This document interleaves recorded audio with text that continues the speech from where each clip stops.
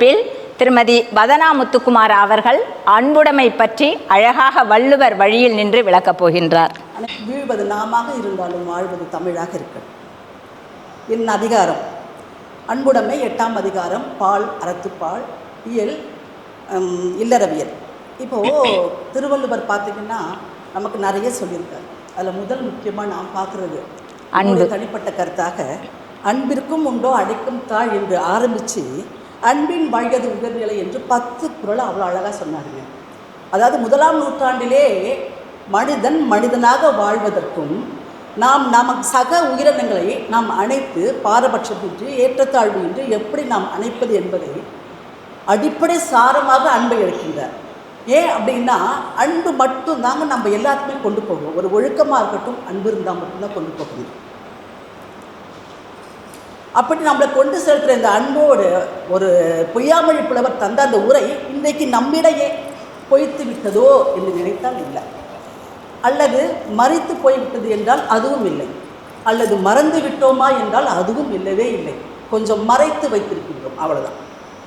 மறைத்து வைத்த இந்த அன்பை நம்ம கொஞ்சம் கொஞ்சமாக வெளியே கொண்டு வருகின்ற பொழுது இந்த உலகம் மெய்க்கும் என்பது கண்டிப்பான உண்மையாக வள்ளுவன் சொல்லுகின்றான்.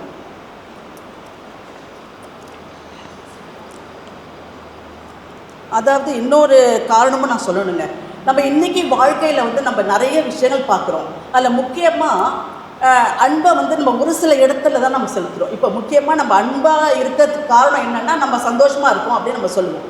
ஆனால் ஒரு குடும்பமே ஒரு தனிப்பட்ட சார்பை பார்த்து நம்ம சொல்லுவோம், இவங்களுக்கு என்ன கஷ்டமே இல்லையா, சந்தோஷமாக இருக்காங்களேன்னு. அதுக்கு கூட அவர் என்ன சொல்கிறாரு, அந்த தனிப்பட்ட மனிதன் சந்தோஷமாக இருப்பதற்கு அவருடைய அடிப்படை காரணமே அந்த அன்பு தான். அதுக்கு தான் அன்புற்றமர்ந்த வழக்கென்ப வையத்து இன்புற்றார் எய்தும் சிறப்பு. அதாவது இன்பமாக வாழணும் பார்த்தீங்கன்னா கண்டிப்பாக அவங்ககிட்ட அன்பு இருக்கும் என்று சொல்லுகின்றார். அதே மாதிரி தான் இன்னொன்றும், நம்ம ஒரு அறத்தை செய்யறதுக்கு மட்டும்தான் அன்பு வேண்டுமானா கிடையாதுங்க. ஒரு தீரமான செயல் இல்லை நம்ம எதையாவது இருக்குன்னா கூட அதுக்கு அன்பு கண்டிப்பாக வேணுமா. அதுக்கு தான் அறத்திற்கே அன்புசார் என்ப அரியார் மரத்திற்கும் மக்தே துணை என்று சொல்லுகின்றார். நம்ம உதாரணத்துக்கு சொன்னால் நம்ம சுதந்திரம் பெற்றோம் பார்த்தீங்களா, அது அற வழியாக நம்ம பெற்றது தான். அதுக்கு நம்மளுக்கு அன்பு தேவைப்பட்டது. நாம் இப்போது வாழ்ந்துட்டுருக்க காலத்தில் ஒரு மிகச்சிறந்த உதாரணம். அதுக்கு முன்னாடி நான் என்ன சொல்கிறேன்னா, நம்ம வள்ளுவன் வாழ்ந்த காலத்தில் வாழ்ந்து நம்ம வருத்தப்பட்டாலும் இன்றைய காலகட்டத்தில் நாம் வாழ்ந்துக்கிட்டு இருக்கிற இடத்துல இந்த ஊரில் மிகச்சிறந்த அன்பின் உதாரணமாக இறைவர் அடிகளார் ராமலிங்க அடிகளார் நம்ம பார்க்கலாம் இல்லைங்களா. அருட்பெருஞ்செய்தி தனிப்பெரும் கருணை என்ற எடுத்துக்காட்டாக விளங்குபவர் நம்ம ராமலிங்க அடிகளார். அதனால் அன்பு என்பது என்றைக்குமே மாறாதுங்க.